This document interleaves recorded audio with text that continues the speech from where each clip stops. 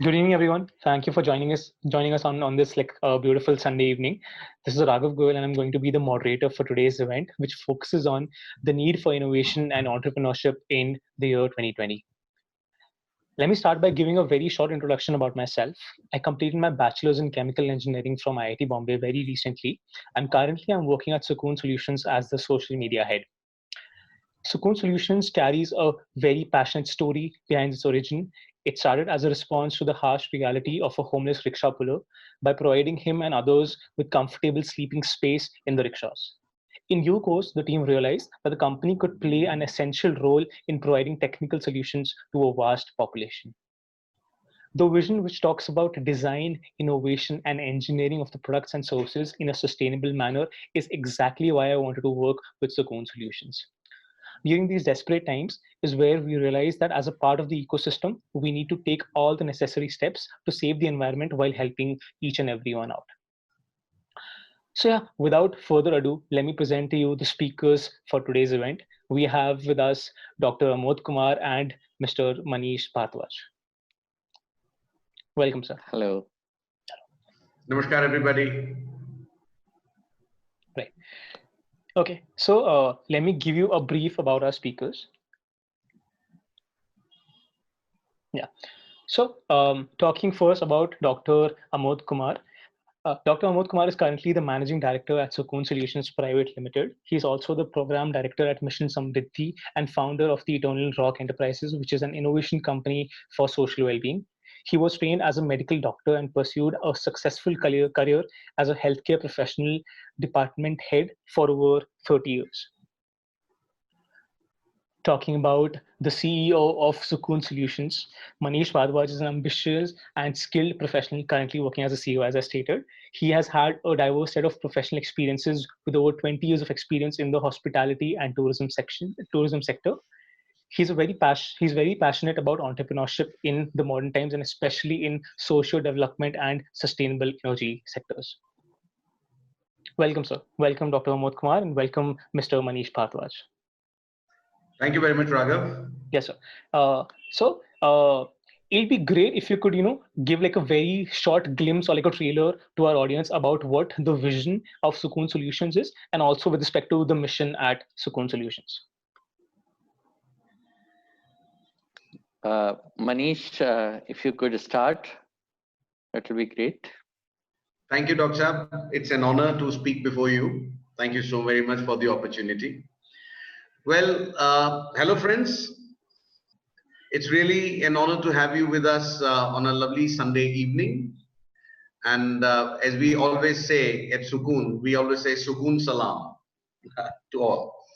So as Raghav has mentioned that we are basically a design, innovate and engineer company. Our vision and mission is basically to simplify the lengthy processes that exist in the design and engineering field and make it palatable for a common man, and also improve the lives of all species living on this planet to coexist together. Thank you. So Raghav, as you know that our focus is doing a very meaningful business.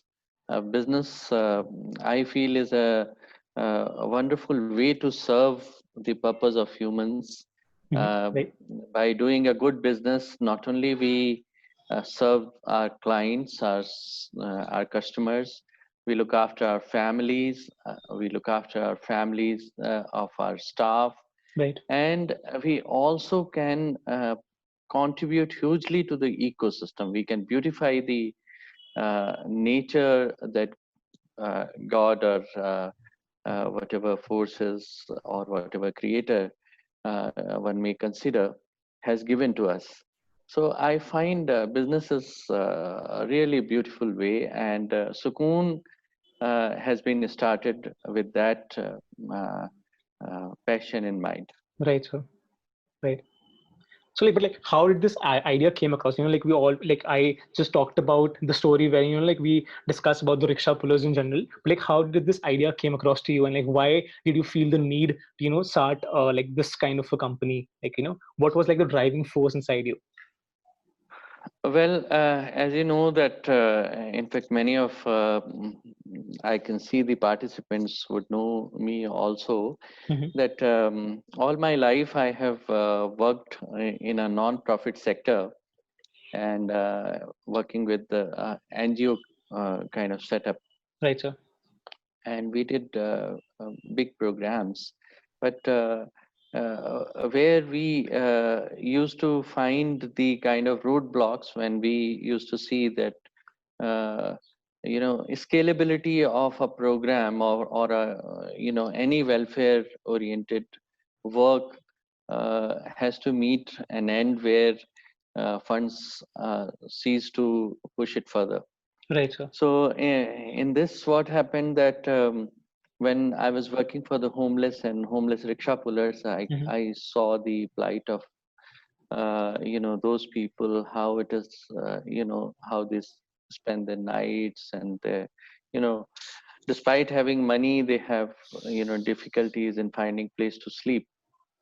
So my mm, kind of innovation started from there, that can I provide a better place for the homeless Right, sir. and for the rickshaw pullers as well.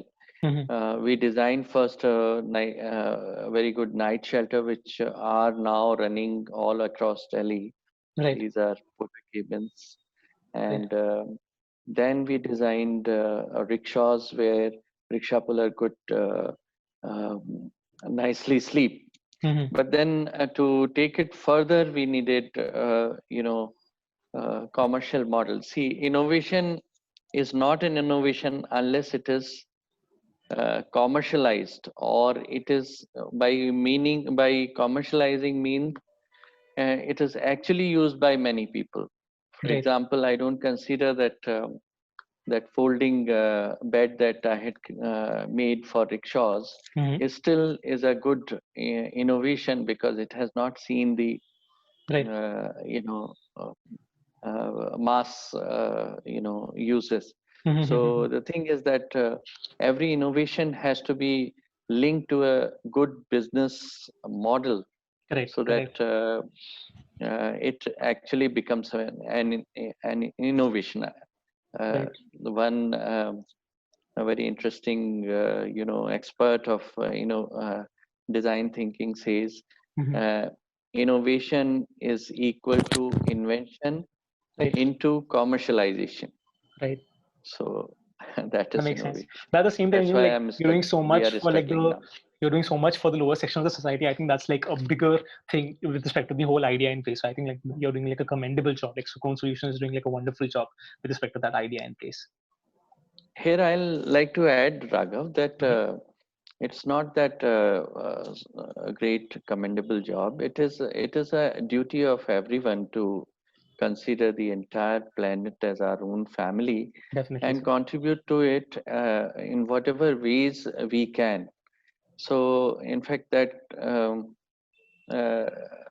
that kind of those kind of words should be rather avoided, because this is not something you know what creation has given to us.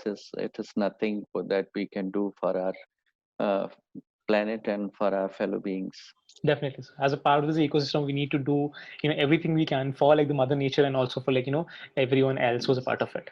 Definitely. yes, Right. So exactly, this is exactly. our duty as well as a privilege. Privilege, sir. Perfect. Yes, Right. yes. All right. I'll move on to That's our the mission. fun of it. That's the fun of life. Right, sir. Right, sir. So yeah, let's just talk about our mission for like a minute or two. So like, what do we plan to Yeah. accomplish here? Like, what kind of goals are you looking at? Could you like shed some light on that? See, our Well, okay, Manish, you please go ahead. sir. Well, we are on a mission, as we see that we are already late when we talk of our usage of renewable resources versus the fossil fuels. We are already too late. So we should have ideally started it by and large around the turn of the millennium.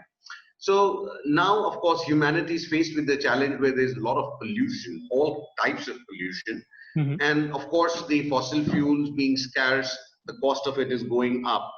Right. So here, what we want to accomplish is we want to be a catalyst in the transformation of this entire from the fossil fuel into the renewable resource sector wise, so that by and large more people get benefited and we are able to conserve the environment as well as our economies. Right. That makes sense. I'll also add to it, like for example, the products that we are developing, all products have uh, the purpose behind it. Basically, to make not only the environment rich, but also ensure dignity of our fellow citizens, and also try to improve their livelihood capacities, so that they see, mm, if they are economically empowered, they enjoy greater freedom to choose for their life, for their families, what is good for, I mean, I would say that now it's a time for another freedom struggle, freedom from poverty for everyone. So we must come together, create beautiful business environments, create beautiful innovations, and ensure Mhm. that everyone lives a dignified and empowered lives. Right, sir. That's a wonderful approach, sir. That makes sense. Right. Okay. Moving on. I just like make a note to the audience that I request you all to send all your questions to me on a private chat, and our speakers will answer those questions towards the end of the webinar. And yeah, additionally, all e-certificates will be provided to all the participants who've joined this particular webinar. Thank you so much. All right, sir. I'll be starting with Dr. Amod. Dr. Amod, I have a few questions for you. So yeah, the first question would be, how do you define innovation? That's like the first part. Second is, and what makes you think that innovation or entrepreneurship is important for a developing economy? Very interesting question. Innovation, actually, as I started with, like innovation is equal to invention and commercialization. And invention is actually finding new ways. And in fact, theoretically, you cannot do any invention. God has created everything. We have to just explore and find. So even when Newton discovered law of gravity, it was not an invention. It was just it was not a new thing. He didn't create it that. It was just finding. So same is with every one thing that we human beings do. So whenever we are into the crisis situations, when we are passing through difficulties, those situations push us to create new things, and those new things should be relevant, and those new things should be scalable. So that leads to innovation. Also, there is another origin of innovation, that is from the pursuit of art. Like, for example, once the telephone was invented, um, need for the device was over, but pursuit for art pushed us to create more beautiful solutions, more pleasing to everyone, more user friendly. So that's how innovations work. Uh, Humans do more innovations when they are cornered. So, in fact, countries like India and developing countries are in a beautiful situation. I would say beautiful because I can see that as an opportunity to be in a difficult time, when we find more exciting things to come out of it. Right, sir. That's very interesting. Yes, sir. So I think, in my opinion, innovation does form like a backbone of like a underdeveloped or like a developing economy. Like definitely, like there's so much that you can actually explore, like so much you can look into, and there's so much you can do as far as the innovation side of the things is concerned. I think that's very Yes, of important. course. True In that. fact, Absolutely. innovation has been leading the entire economic development from the times when we've discovered fire, when we Mhm. discovered wheel, when we discovered house to live.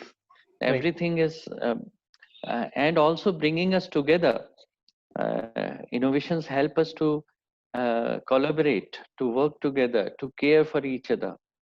So from individual society to more cohesive, more, Versus society. Right, sir. coming together and helping each other. Yeah.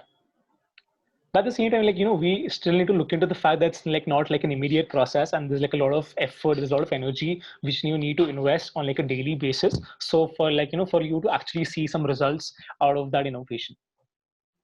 Yes, yes. Right. Okay. Moving on to my second question. What made you choose this type of business? That's one. And like, where other people at your age, or like, like people at your age who were like at the prime of their career, like at the retirement kind of an age, like detach themselves from all kinds of work, is wherein like you stepped in and took something upon yourself that, yes, this is something I need to do. And this is the kind of innovation, these are the kind of ideas that I have. And these are the ideas I want to work on. So how did that come into the picture? And like how is it that you decided to invest your time and energy into starting this particular venture? I think our audience would really want to know that. Very interesting question, Raghav. Are you talking about Dr. Amod retiring I know that's not happening already? anytime soon. Already? No, not at all, not at all. Well, No, But like most no, people he's would. right. Actually, this is, I mean, the coming year would have been my retirement year Right, sir. in an, ordinary course of time. So, but I want to definitely I'll retire, but I'll retire when I die. Wow. Then I'll not do anything. That Then makes I'll sense, sir. just rest. Yes, sir. no, but that's a very interesting question, Dr. Even I would like to know, when people are contemplating retirement, what makes you a full throttle entrepreneur? um, yeah, I don't know how people can think of uh, retiring, because the life is so much fun to live and explore, and do so many things. So many avenues are there to serve, and I can't imagine. So I don't know. I really can't answer this question properly. I don't know. I never thought of you know cooling down, but it definitely I, wonders me that many of my doctor friends who would say that no, they would like to go slow now. They are, in fact, they have stopped uh, taking very challenging cases. I mean, some of them, not all. Right, sir. Majority of them are doing quite well, Mhm. but passion, definitely I can see people lose as they grow Right, older. sir. But I know several people who are much older than me, and they have huge passion for life and doing the things. including Warren Buffett. Let's not forget the Yeah. best example. He turned 90. Yeah. No, not to go far away. I'm working with a group called Mission Samriddhi, Right, sir. where I have met extremely energetic and wonderful senior people who are always inspiring, Right, sir. and they're always doing something new. So we are not alone. We have a good company. We have very large number of exciting people. Very nice. Sounds wonderful, sir. Okay, I'll move on to Mr. Manish. I have a couple of questions for you. First question would be, what should be our approach towards innovation? Like, if you were to talk about, let's say, like, the logistics aspect or the design thinking aspect, which forms like an essential part of an innovation or like an innovation process. So what do you think should be our approach towards innovation? Well, keeping it simple, and as Dr. Saab rightly mentioned, and just adding to it, innovation doesn't mean that you have to create something out of the blues and something very complex. We may pick up something that already exists. We just tweak a bit, put our design thinking into it. And once we have designed our thinking, we make a product and we start thinking our design. So when we link the two, keeping it simple, we'll come up with products that you see on the screen. It is a next generation electric tractor that you have that's been designed in-house by Abhishrut Tyagi. He's from the US. He's studied music and design. Wow. So when we look at these things, so it is basically a next generation thing where it is all digital. It's going to be autonomous and simpler. So when we look at Sukoon, what we are doing is with the electrical thing, I'll tell you, with the other engines that we have in the tractors that work as the internal combustion engines, they waste almost 65% efficiency, let's say, for example. With these electric tractors, we waste only 5% in terms of heat. So we are basically utilizing 95%. So what we're doing is simple innovation. Cutting the long story short, we conserve, we do better. So that's what I think should be the approach to innovation. Empathy is the beginning of design thinking, actually. As Manish very rightly said, that we should try to keep it as simple as possible. Right. Then only it will be useful. In fact, when we design our products, we make sure that how our end customer will be in less and less trouble when there is a problem. So we think of what kind of parts are already there in the market. So on the contrary to many people who designed very complex things, just because of the empathy, our design processes focus mainly towards how to save drudgery or problem for the end customer. Right, sir. Okay, moving on to the next question. Manish, sir, could you tell us about how is Sukoon Solutions changing the game within the agri-tech sector? Oh, big time. Very, very big time, and at the right time.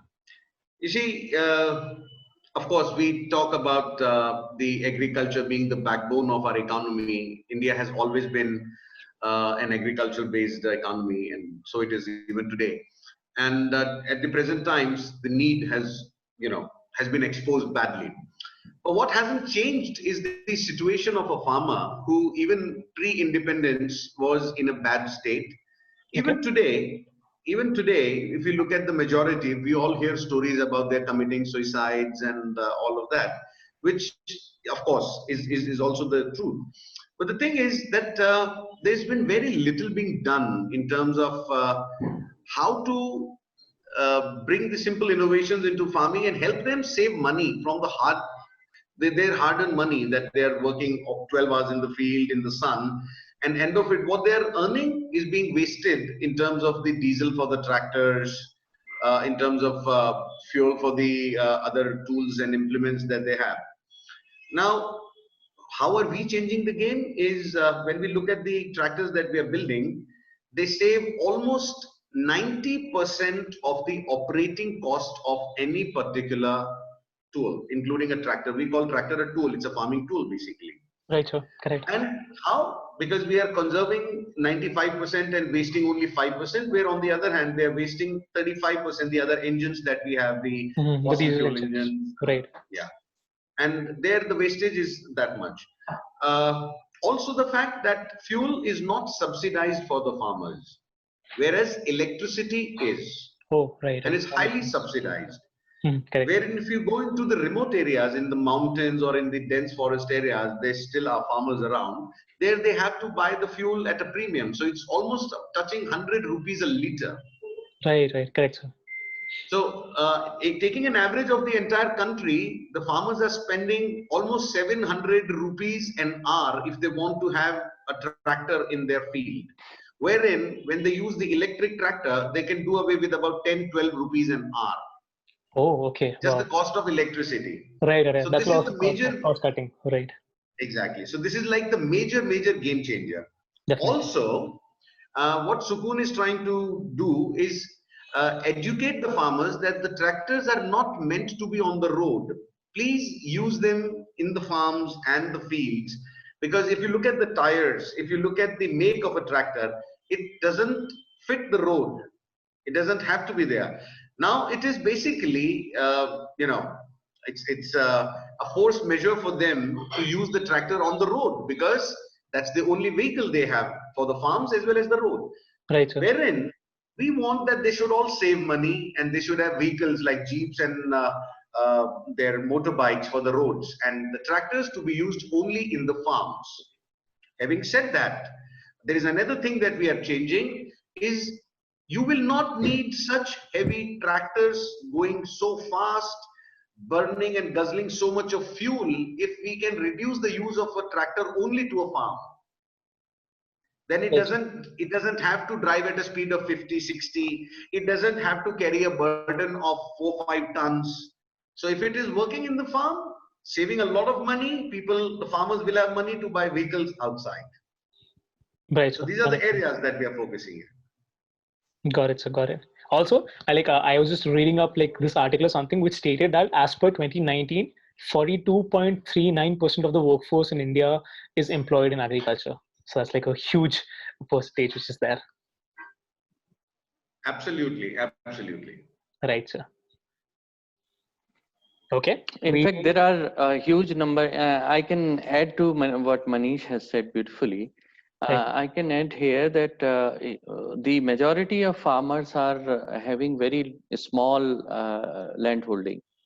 Mm-hmm. Okay. So either they have to pay through their noses for tractors or mechanization of farm, or they have to do it themselves by hand. So both ways is not good. They should be able to save that they might be having. Who knows that how many artists are there? How those who are toiling in the fields. So I can't believe that 1.3 billion people have so less number of European standards musicians or photographers, or that's happening just because large majority of our population are toiling, just toiling. They don't have extra time to pursue their actual purpose for which God has created them. That's very well said, Doctor. Right, sir. Sorry, Manish, sir, the third question for you. So, what technologies, business models, and trends will drive the biggest changes in your industry over the next, let's say, 5 to 10 years? Well, very, very interesting question, and that's precisely where we are headed. That's our vision and mission, putting all the efforts together. Well, as I said, it should have started by now, around the turn of the millennium, but nevertheless, we are a little too late. But what we see the trends change is the new corridors being built, where it has to be more efficient for the battery, for what we say the EMVs, the electric motor vehicles, to commute between within the city and intercity. So the trends would be more and more companies, entrepreneurs, even the governments are now looking into it, to creating those corridors and infrastructure, the ecosystem that would be required. For instance, we could have battery swapping stations within an interval. Later, 5 years down the line, we will be having those And flash charging that we are working on. Exactly, the flash charging that we are working on, where a car or a bus or a truck would just halt in for 20 seconds and they'll get a top up of 30%, and then they could drive another 50, 60 kilometers and then get a flash charge within seconds. Right, sir. So these are the things, the innovations and the futuristic thing that's going to take place. And this is where Sukoon is working on, and it is taking shape as we speak. Right, sir. Oh, that sounds wonderful, sir. Perfect. Okay. Moving on to Dr. Amod. How does entrepreneurship push us towards equality at the lowest level in the population? What are your thoughts on that? Oh, wonderfully. Actually, if you are able to create good innovation, that means you have commercialized good techniques, then that is going to change the wealth of the people, nations. Although it may seem that some people get very, very rich in capitalist societies, which I am not a great supporter of it, but see that how that society is able to look after their poor. That is so important.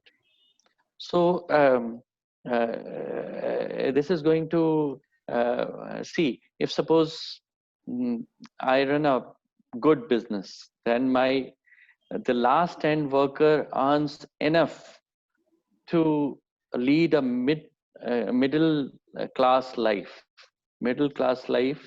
where he has freedom for sending their children to their choice of education or their choice of art to pursue. He has enough for dignified transport. He is not pushed into, just like you fill a straw in a bori. So Right, not like that. A dignified way of transport, dignified way of, like now so many people are using air transport. Middle class is swelling up. That's So if businesses grow and if innovations grow, inventions grow, then the whole middle class swells to such a size that middle class ensures a dignified life. I mean, at least you don't. I mean, maybe you can't spend in middle class to stay in huge 7-star hotels or anything, but you are not pushed to sleep on the road. You're not pushed to sleep hungry. So middle class ensures a very, very decent life, and that's what innovations are going to do. right, sir. That makes sense. And that brings equality. Definitely, sir. That's very important. It also brings voice. It brings strength to recognize that where they are being exploited. So they speak out. I mean, like you saw this exodus. People were not aware that they should not be treated like this. So they just calmly moved to the, several thousand kilometers on, feet and on bicycles, and it was a story for many news channels. But the reality is that poverty is so much. The businesses are poor. They're struggling with very poor kind of tools. We are very poor kind of processes. Innovation doesn't only mean some equipments. It also means innovation of processes. Which are safe and which are quick. And innovation also means new kinds of business models. Right, like, for example, Amazon is an example of business model. Right, sir. Oyo is an example of business model. So innovations cut across many dimensions of life, not just a product. So we have a very, in fact, we have different verticals. We have Sukoon Life, which is working on very good solutions for all that. So I don't think any other way for equality. Nothing can bring equality. Right. unless business grows, unless innovations take place. Like look at China. Right. It is not the communism which brought quality of life.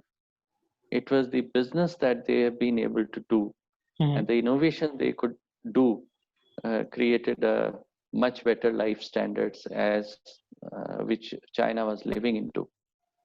So I'm very strong proponent of innovations and businesses. Right, sir. That makes sense. Okay. All right. Manish, sir, next question's for you. Even though electricity and solar energy is readily available, why haven't people made a switch to the e-vehicles?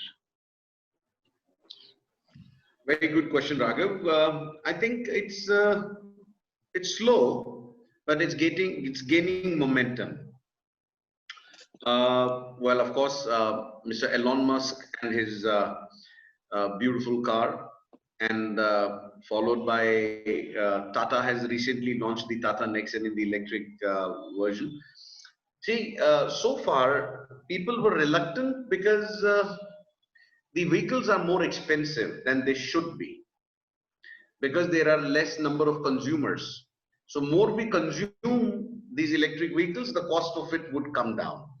Then there is also the, as I said, as we discussed before, the lack of infrastructure. There is still no proper battery swapping stations in between. So let's say this would be a very ideal thing for Ola, Ubers, for Swiggy, Zomato deliveries, that it would substantially increase their profits. It will cut down their cost of delivery of food or anything for even the Amazons and all. The only problem is availability of a battery, because it runs on a battery and it can go only up to about 70, 80 kilometers. And then you need to have a separate set of battery, or else wait for 3-4 hours or 5 hours to charge the same. So as we have more consumers, when we have more production, when we have more infrastructure, it would all be in order. The cost of it would come down, and we would see it is a forced measure. The WHO has a ruling that by 2030 all vehicles have to be electric. So how soon we can adopt, innovate, make it better, cost effective, it's upon us. Raghav, I still feel that I like to differ here from Manish a little bit. That cars, actually, the technology that we have currently is not suitable for large scale, high speed vehicles. So, but unfortunately, the entire focus of industry and the young people has been, the innovators has been towards the cars and scooters and motorcycles and things like that. So we are currently suffering from because as the speed increases, the demand for energy increases too much, which is very difficult to store in a small sized vehicle. Right. So that is one major reason. For example, you see trains. Now now if you see a diesel engine, it is only in few countries. The entire locomotion has been converted into electrical. Right. So so it's but I still feel that people also need to be innovative in trying the things. See, new things are going to be creepy. Right. They're not always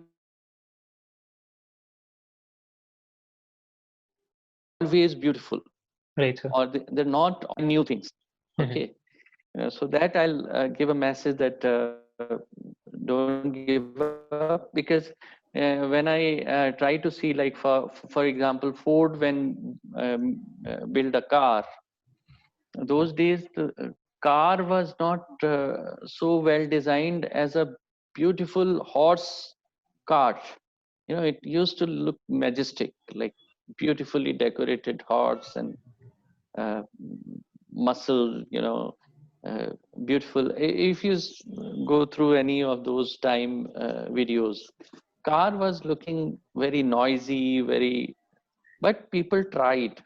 Then only he could succeed. The same way it is going to be with our, innovations. Like, for example, tractor or a hybrid rickshaw.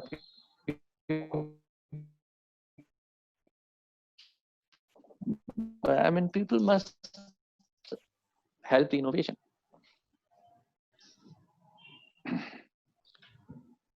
Right, so those are wonderful thoughts, obviously. A little contradicting on the same side, but at the same time, it's more like a perspective on the kind of things that you're looking at and the kind of tricky questions I have for you guys today for this webinar. Yes, sure. You're very welcome, Raghav. Yes, sir. Okay. Another follow-up to the same question, actually. So, how do you think the infrastructure part could be put into the picture? As in, like, let's say if I were to talk about the post-COVID era, how do you think the whole infrastructural changes would play a part in terms of, getting those kinds of resources and new technologies to people in general? Manisha, what are your thoughts on that?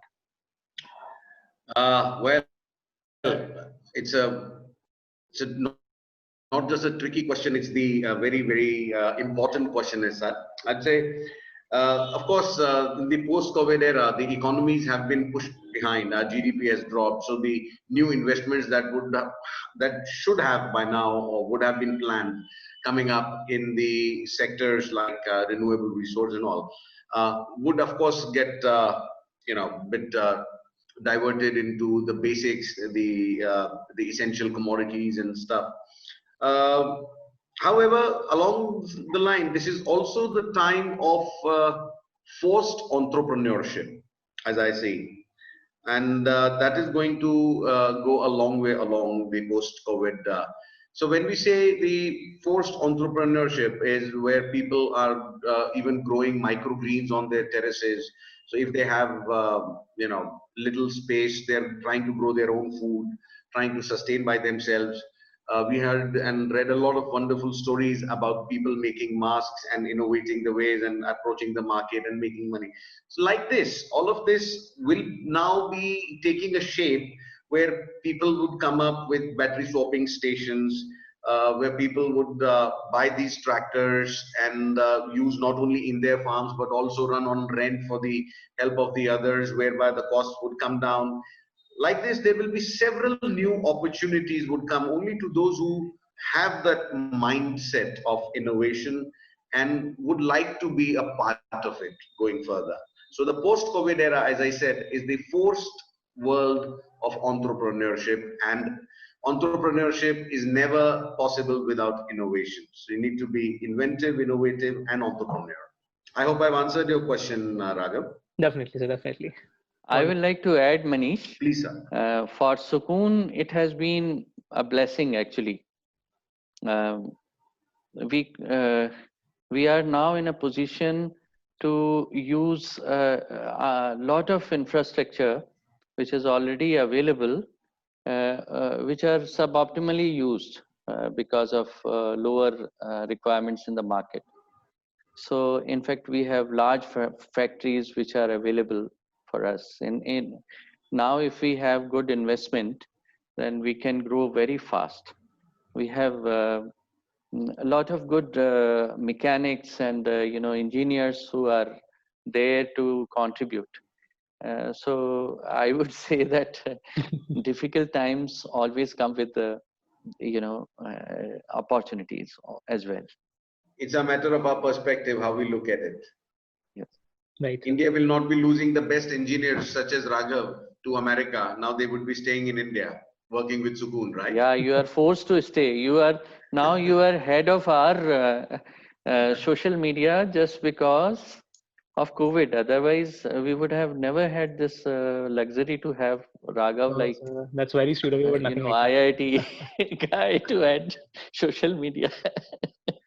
No, that was his choice. That was his choice. He wanted to be. No, it's his choice because he was given this opportunity to look around and find us. And that is what he describes himself. I mean, I always say that you are part of the dynamic business group, Raghav. It's more than that. Like it's been like a very great journey for me at Sukoon, and I'm like really thankful for the two of you for making me a part of like the Sukoon family. That's very important for me. Yes, yes. Lovely, Raghav. We have a wonderful engineer, Charanjit. Okay. He is with us because there would hardly be any other job elsewhere. So, similarly, we found Shah Nawaz. Okay. He's a street level wonderful innovator, and these are wonderful guys. And with this kind of financial situations, startups are unable to pay them. But just because uh, of this opportunity, because there are not many businesses around, Mhm. they have been, I mean, they love to work with us as a team, but they also have less temptation to go out. And God willing, they will be acquiring very good places in our future companies. Right. Sir. All right. I think I have like the last question on my list right now. So again, that's like for Manish sir. So again, like you've obviously talked about the journey, you've talked about the mission, but like what are the concrete plans, or like what are the kind of milestones that you plan to achieve? Like you must have some like like a short term, mid term, or long term goal in place. So yeah, like I think the audience would love to know like your approach and your like like the milestones that you've planned ahead. Well, of course, there are milestones, there is vision, mission in place, and you always have targets when you are doing business. And like Dr. Amod said, an innovation is incomplete without a business model in place because it cannot reach the masses. So we wish to, in the next 5 years, so we make a five-year plan and then a 10-year plan. So in the 5 years, we're looking at strongholding the domestic agricultural sector with our tools and implements to be thrown in, and employing almost close to about 1,000 people. We wish to be almost doing a revenue of about 200 crores in the next 5 years. And as we have begun the journey by the grace of God, we are almost on the path and just there. So this is a short-term plan, and when we look at 2030, by and large, when the world is moving electric and corridors and infrastructures and ecosystem is being built, we wish to be a part of that drive. As our research is already there, and we are all almost 40-50% through. We would wish to be a catalyst in there and employing almost 5,000 people around the world. And well, it should be about 1,000 crore vertical by 2030, at least. Wow, sir, that's amazing. All right. Anything would you like to add, Dr. Would you like to add anything to this, Doctor? Definitely. In fact, the manufacturing sector has a huge potential. India has seen a potential of IT industry. Now this is a blue ocean for manufacturing. So you can't match a successful manufacturing and innovation company in any way. You can't match. See, all other industries are just kind of ancillaries to those, whether it is IT, whether it is advertisement or real estate or whatever. It is just ancillary to that. The core sectors are agriculture and manufacturing, and we are marrying the two. And God willing, we are going to be a huge company. We have a target for at least, my vision is for at least short term is for 100 years, and then leave it for generations to think on those lines, and run it for next 1,000 years, like that. That's a very beautiful statement. So Raghav, one thing I would like to add here to the milestone. We will have a University of Innovations as well. Exactly. University of Innovations and Design is what our motive is going to be. And let's see, God willing, we would achieve that soon. Definitely. So definitely we would. All right. I think so yeah, maybe like Manisha, you could just like conclude this particular webinar, this discussion, and then maybe we'll move on to the audience questions. Wonderful, Raghav. Doc Sahab would join me in thanking you all for being here. This Yeah, really is, extremely thankful. Yeah.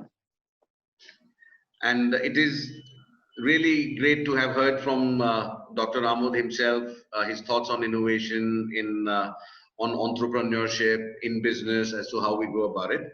This is, as we have discussed, this is really the need for innovation now, and more people that come together into an ecosystem, sooner it takes shape, and it takes a good shape.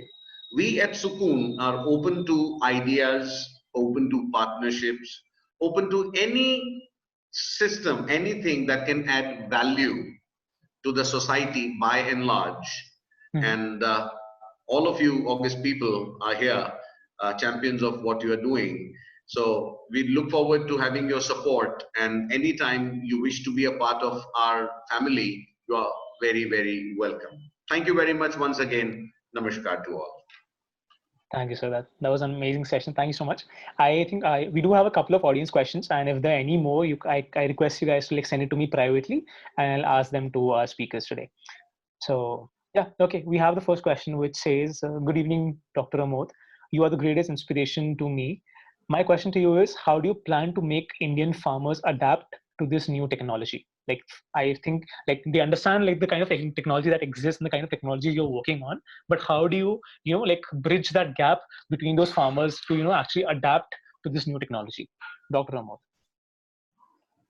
Interestingly, farmers are biggest risk takers. I can't believe that you find customers like who one farmer from Kashmir, despite my denial to receive money, he pushed the money to my account. Can you believe it? 1 million farmers have already checked it. Night 11 o'clock, I get phone calls from farmers. I feel I pick up because I am a doctor, so I have to pick up a call, fearing that it should not be of any patient. So they want to talk about tractors. They're so excited about this whole product, just seeing it. Now there's a team which from Bardmer wants to come as a group. They want to hire a vehicle, and they are planning to visit as a group to our factory. So that I don't see much challenge. Okay. I think they are already takers. They want to buy it, and they are buying it now.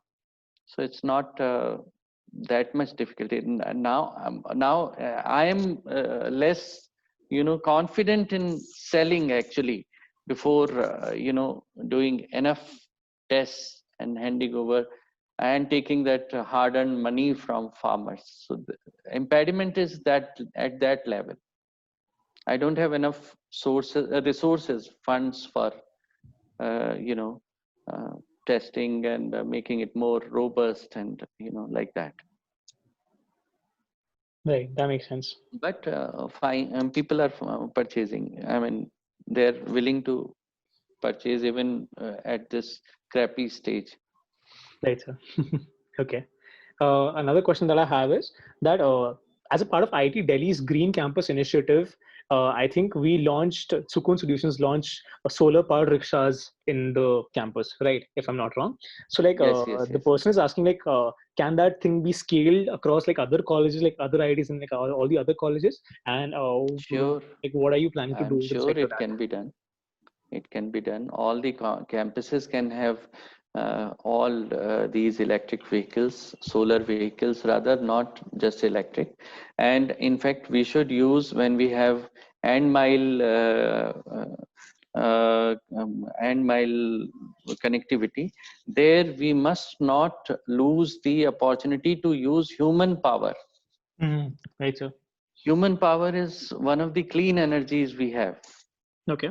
So our hybrid rickshaw uses both human as well as solar. In fact, if you have both of it, you don't need to charge it from grid at all. So we must do that. We need more buyers and more, if somebody have links, please do help us. Right. We would love to do that. It has great health benefits if we use human power as well. Right. So makes sense. So, okay, I'll move on to the third question. This one is for Manish sir. The question talks about how do you differentiate between innovation and entrepreneurship? Like the person says that there's like a very thin, like there's a very fine line between the two. So, like, how do you categorize innovation and entrepreneurship? Well, have you ever seen an entrepreneur who has not been innovative?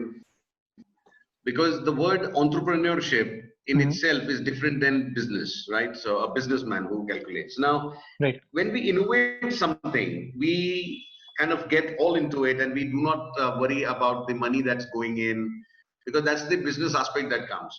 Of course, at a later stage, they go hand in hand. Okay. So innovation can never be separated from entrepreneurship if it has to reach the people, if it's an innovation for the people.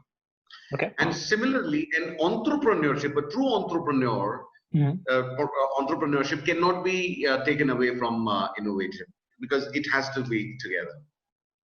Right. So there is, Can I add here, Manish? please, Definitely, sir. sir. Please. If you're not. See, entrepreneurship is, as Manish very rightly said, is I mean, they can't be inseparable. You know, entrepreneur has to be an innovator. So it's a matter like, for example, for tractor, when we make, there is one guy who is innovating on shaft. Okay. There's another guy who is innovating on wiring, like how to put electrical wires so properly. Mm-hmm. Yeah. So it's to complete the process, you need the both the things. So when you do innovations in business process, like when Manish joined us, he is now innovating business processes, how to attract the investors. I was completely down guards, like what to do. I have done my enough, energy and whatever resources I had, I have put into this whole system. But unless it is the entire process has to be converted into a business, it will not be a complete story. So this is a teamwork. Some innovators can themselves be a great businessman, but Right. not all.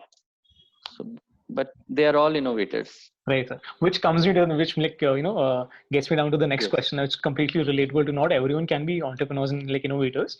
So like this particular person talks about, do you think that there is a lot of capital which needs to be put in place for you to actually start a venture, like actually work on like a business idea or like a innovative idea that you have in your mind? Like what if you don't have like capital in place, and like would you like not be able to work on that idea? Well, yes and no. Actually, when this COVID hit, all our orders dried. They completely stopped responding. Okay. So we had virtually no money, and I had the staff to be paid. Correct, sir. So what to do? So I thought I'll make masks. Okay. So I made a mask and I took this video to one guy in Khekla village, who had a handbag making factory, which was lying close. So he said mask he can make, but it will be nice if we make PPE kits. So I told him how to make and gave the entire, So he started making it, and put together, I think we did a business of almost profit of almost 5 lakhs plus. Wow. For these 3 months. And out of actually nothing, rather I was under loans. So from zero we could start this venture, and finally this venture is now a kind of burnt out gunpowder. So it's now filled with the competitors. But in that time when we needed the money most, we could pay our staff at least enough to be able to cope up with this thing. So innovation can lead to anything actually. You don't need funds, but you also need funds. Like if I say that, then I'll be a hypocrite.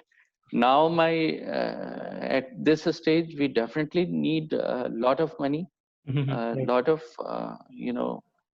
support we require from those who have money. So yes and no. I'd like to add here by saying you need to be innovative to be innovative. When you want to invent something, innovate something, and put it into business, always start with as little as possible, because if you can work with little money, only then you can work with more money, and you should. Right, sir. Correct. So innovation, you need to be innovative to be innovative. Wonderful. Okay, we have a last any other question of the day, like last question. Okay, just a second. Yeah, so this question talks about what is the growth strategy that you guys are implementing, and what all geographies do you plan to target in the next couple of years? I think that person talks about like both national and global geographies that you're planning to target. Sorry, come again, question. So the question is, what is your growth strategy currently, or like for the next couple of years, and what all geographies do you plan to target over the next few years, like both national Manish, and? This is your. Well, our growth strategy is very simple. We have now spent good 4 years doing the research and development of the agricultural tools, including the tractor, and there's next generation of tractors and technologies lined up with us. So our growth pattern is very simple. We are going to launch these one after the other and help the farmers use them and save a lot of money. Geography-wise, we are beginning at the moment in India, of course, and we are already in talks with the Southeast Asian companies, from the ones in Thailand, and also we have promoter partners on board with presence around the UAE that also would open corridor to all the way up to Africa.